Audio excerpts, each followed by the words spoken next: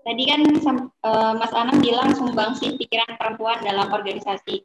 Tapi pada prakteknya, apakah sebenarnya ketika pasti kan terjadi perbedaan pola pikir ya antara perempuan dan juga laki-laki, baik secara gendernya juga.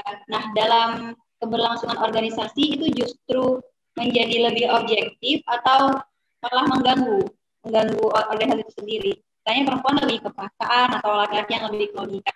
Itu yang Mas Ana rasakan selama ini seperti apa?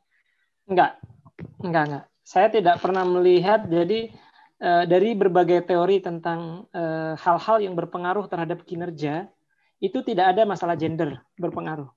Itu perlu digarisbawahi. Jadi dalam teori kinerja, itu setidaknya ada 4 hal yang mempengaruhi kinerja dalam satu organisasi. Salah satunya tentang komitmen. Kedua, kita bicara tentang tujuan, terus bagaimana hubungan horizontal maupun hubungan vertikal antar unit kerja. Lalu yang keempat, tentang bagaimana evaluasi dan monitoring terhadap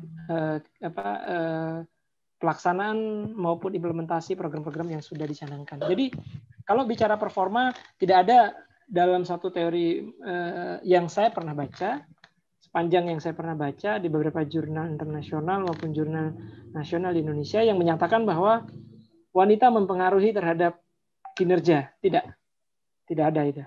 Jadi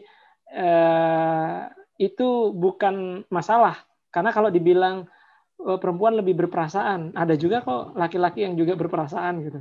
Jadi sekarang kan sering kali kita dengar ya, ya Mas Hamzah ya, ada teman atau cowok gitu, kita sama-sama ngobrol. Misalnya antar cowok nih, misalnya saya dengan Mas Hamzah, itu yang si cowok, kita nyebut si A ya, itu cowok gitu. Kok cewek banget sih? Itu ada di obrolan cowok, itu ada. Jadi itu hanya perspektif gitu loh. Perspektif, kita terlalu membuat dikotomi dan pemisahan, ini cowok, ini cewek. Kalau bicara kinerja, itu kembali pada komitmen. Bahkan kalau boleh saya garis bawahi, itu bisa ditanya deh ke semua leader pemimpin yang pernah ada di PPI Dunia atau dimanapun, bahkan mungkin Mas Hamzah atau pendahulu-pendahulu kita juga, itu biasanya yang sering kita minta jadi sekretaris itu adalah teman-teman perempuan. Kenapa?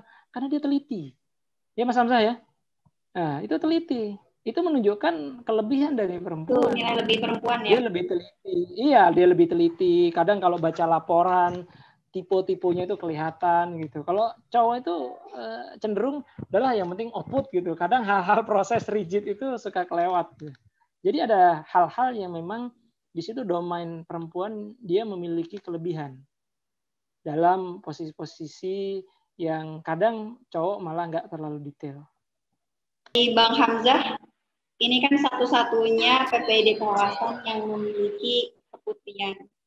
Menurut Bang Hamzah sendiri, seberapa penting peran perempuan dalam membangun organisasi dan bangsa, baik itu di dalam AKA maupun juga di PPID TTK kan ada beberapa anggota perempuan.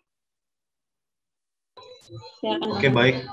Kalau saya pribadi, kalau saya ditanya, tadi saya juga udah sharing ke Pak Kor tadi sama juga Pak Nurul ketika Mbak Sulia tadi ada sedikit gangguan koneksi.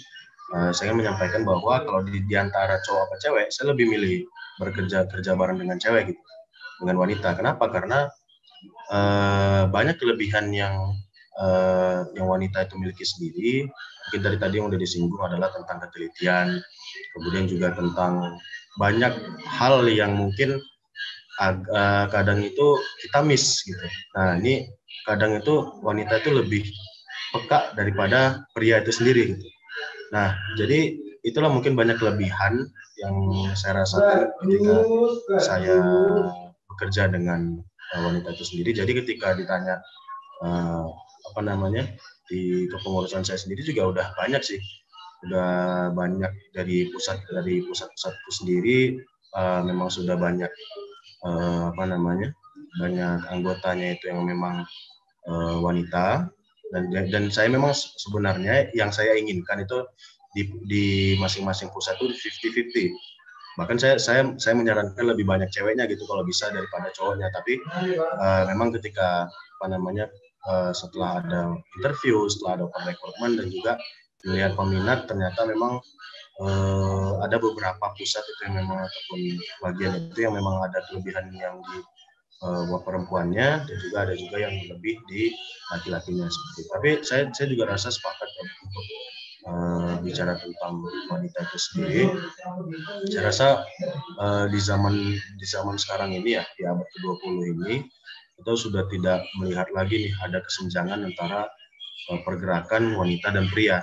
Nah, ini tergantung tadi mungkin juga disampaikan oleh Pak Koor, tergantung kepada komitmen dan juga kinerja pribadi gitu. Bahkan saya lihat sampai sekarang itu banyak wanita yang sudah banyak muncul di publik, seperti yang kita kemarin lihat yang baru-baru saja viral ini. Itu ada salah satu utusan menjadi utusan di sidang PBB kemarin, siapa namanya yang